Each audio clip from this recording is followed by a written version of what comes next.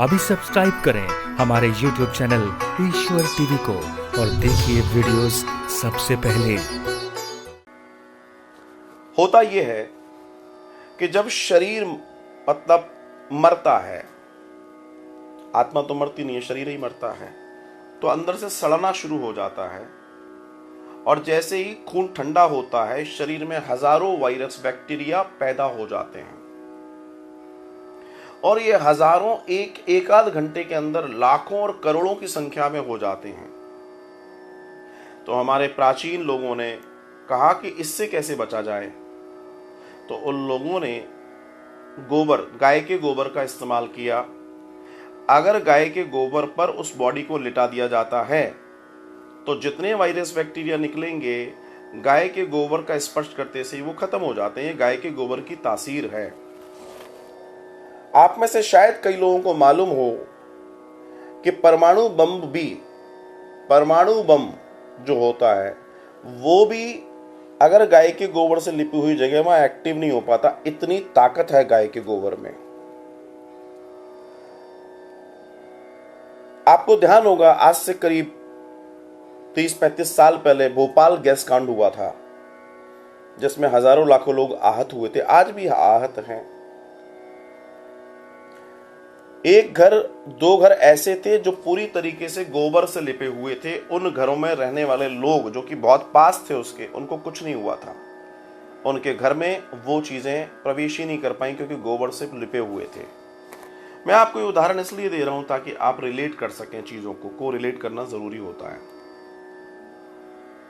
हमारे उन प्राचीन महान लोगों ने क्या किया कि उन्होंने कहा जब बॉडी कोई मर गया तो तुरंत उसको गोबर के ऊपर लिटाओ, जिससे उसके ऊपर से निकलने वाले वायरस बैक्टीरिया घर में न फैलें। पहला प्रयास ये किया जाता है। आपने देखा होगा कि जिस बिस्तर पर हमारे यहाँ कोई मरता है, वो बिस्तर, वो चारपाई, वो पलंग, उसको बाहर निकाल दिया जाता, उसको हाथ नहीं लगाया जाता। आजकल लोगों के पास महंगे हैं, इसलिए वो कहते हैं, पैसे के लालच में फेंकते नहीं है, वो सड़ना और वो गंदगी चाहते हैं क्योंकि पैसा जरूरी है। गंदगी आए तो कोई दिक्कत की बात नहीं है। जब एक नॉर्मल व्यक्ति मरता है तो वो बीमारी से मरता है, बुढ़ापे से मरता है या अन्य चीजों से मरता है, तो उसके साथ उसके शरीर के अंदर पनप रही बीमारियां भी वायरस बैक्टीरिया के रूप में बाहर निकलेंगी। वो भी गोबर रोकता है। अब आगे की सुनिए।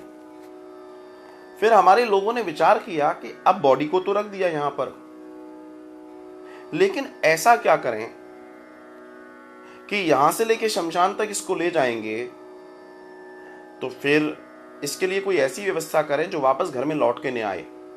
तो उन्होंने बांस की शैया बनाई, उसमें घास लगाया, उस पर बॉडी को रखा।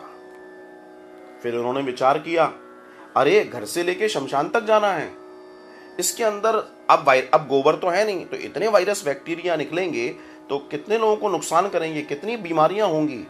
तो अब क्या किया जाए? तो फिर उन्होंने एक डिजाइन और किया, और वो डिजाइन ये था कि उन लोगों ने जैसे ही आपने देखा होगा जब किसी के यहाँ गमी हो जाती है तो उसके घर के बाहर कंडे उपले जो गाय के गोबर के होने चाहिए, आजकल तो किसी के भी ले आते हैं। एक्चुअल में वो गाय के गोबर के हैं तो ही मतलब के हैं, बाकी किसी मतलब के नहीं है। तो गाय के गोबर के उपले घर के बाहर जला देते हैं, धुआं कर देते हैं। पता है क्यों?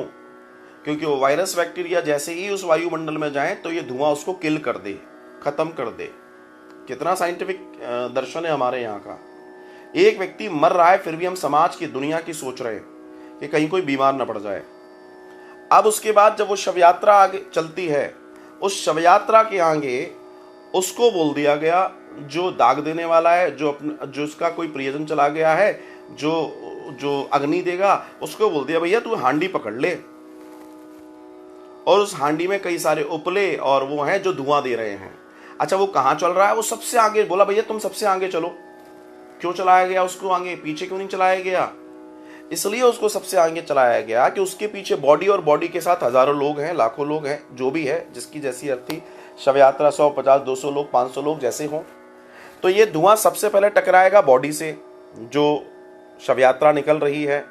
जब उस बॉडी से टकराएगा तो उसमें से निकलने वाले वायरस बैक्टीरिया को ये किल कर देगा।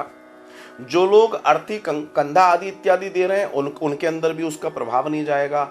और बाजार में से जहां जहां से शव यात्रा निकल रही है उस शव यात्रा से किसी को भी नुकसान नहीं होगा, किसी भी तरह का। भाई बीमारी हो सकती है, अनेकों प्रॉब्लम होती हैं, किन किन चीज़ों को आप देखेंगे, उन सब के अंदर के बीमारियों के जीवाणु विषाणु कीटाणु तो निकलेंगे ना। शरीर सड़ गया, अंदर से डिकम्पोज भयंकर तरीके से सड़ रहा है, वो बहुत तेजी से सड़ रहा है। क्या हुआ, हमने उन गाय के उपलों को जलाकर जब अर्थी जा रही है तो उसके आगे उस व्यक्ति को कर दिया कि भैया तुम आगे चलो, तो धुआं पीछे जा रहा है, तो धुआं बॉडी से भी टकरा रहा है, लोगों से भी टकरा रहा है, वातावरण में भी वो धुआं घूम रहा है, जिसके वजह से जितने वायरस बैक्टीरिया, जितने जीवाणु विषाणु कीटाणु उस बॉडी से निकल रहे हैं वो सब किल हो रहे हैं। दूसरा दर्शन आप देखिए, कितना बड़ा दर्शन है, कितना महान दर्शन है। उसके बाद शमशान में जब पहुंचते हैं तो जहां बॉडी रखी होती है वो हांडी वहां रख दी जाती है, वो धुआं करती है, वहां वो धुआं कर रही होती है। फिर उस बॉडी को उठाया जाता है, उसको सजाया जाता है, उसको दाह संस्कार के लिए तैयार किया जाता है।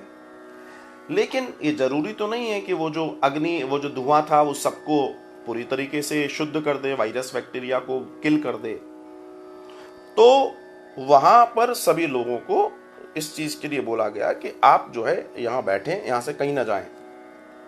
उसके बाद जब देह को अग्नि दे दी जाती है तो क्या किया जाता है, या तो वापस उस जगह आते हैं जहां से शव यात्रा चली थी, या शमशान में नीम के पत्ते और नीम की डंडी झोरा तोड़ लिया जाता है, पानी की बाल्टी में रख दिया जाता है जिससे उसकी गंदगी साफ हो जाए। और कहा जाता है कि नीम की एक एक दो पत्ती चबा लीजिए। क्यों, कभी विचार किया इसके ऊपर? ये कोई धार्मिक कारण नहीं है, इसका भी वैज्ञानिक कारण है। और वो कारण ये है कि आपने बात भी की होगी, आपने मुंह भी खोला होगा, आपके मुंह में उड़कर वायरस बैक्टीरिया जीवाणु कीटाणु आदि इत्यादि न चले गए हों और गए हैं, तो आप जब नीम को चबाएंगे तो उसमें कड़वाहट होती है, और कड़वाहट इतनी महान होती है कि जब वो अंदर जाएगी तो आपका अंदर का शुद्धिकरण करेगी। नीम के पानी का झाड़ा दिया जाता है उस व्यक्ति के ऊपर, जो जितने भी लोग आए हैं छींटे दिए जाते हैं। क्यों? क्योंकि आप में शुद्धि हो जाए। क्योंकि आप कितना भी शुद्ध कर लेंगे, अभी जब तक आप स्नान नहीं करेंगे तब तक आपकी बॉडी में, क्योंकि आपने कंधा दिया, आप लोगों के साथ रहे, उस व्यक्ति की जो मर गया उसकी बॉडी के कहीं ना कहीं वो तत्व आपके साथ जुड़े हुए हैं। इन दैट कंडीशन हमारे यहाँ पानी पीना तक मना है। फिर वो व्यक्ति अपने घर पहुंचता है तो उसके घर वाले क्या कहते हैं, जो समझदार लोग हैं, नहीं रुकिए, हम आपको यहीं नहलाते हैं। तो वो घर के बाहर ही दरवाजे पर या पोर्च में नहाता है, उन कपड़ों को पानी डालता है, एक एक चीज को शुद्ध करता है। कल मैंने बताया जैसे सोने को स्पर्श करा के पानी छिड़का जाता है, होता है ना, आप लोगों ने नोटिस किया होगा। वो करने के बाद वो अपने घर में प्रवेश करेगा, क्योंकि वो अपने घर से प्रेम करता है, वो अपने बच्चों से प्रेम करता है, वो अपने माता पिता से और पत्नी से सबसे प्रेम करता है, भाई बंधुओं से प्रेम करता है। वो एक डेड बॉडी के साथ गया, उसके साथ कौन सी बीमारियां थी उसके लक्षण वो लेकर नहीं आए, और उसके घर में अपवित्रता और बीमारी न जाए, वो इसका ख्याल करता है।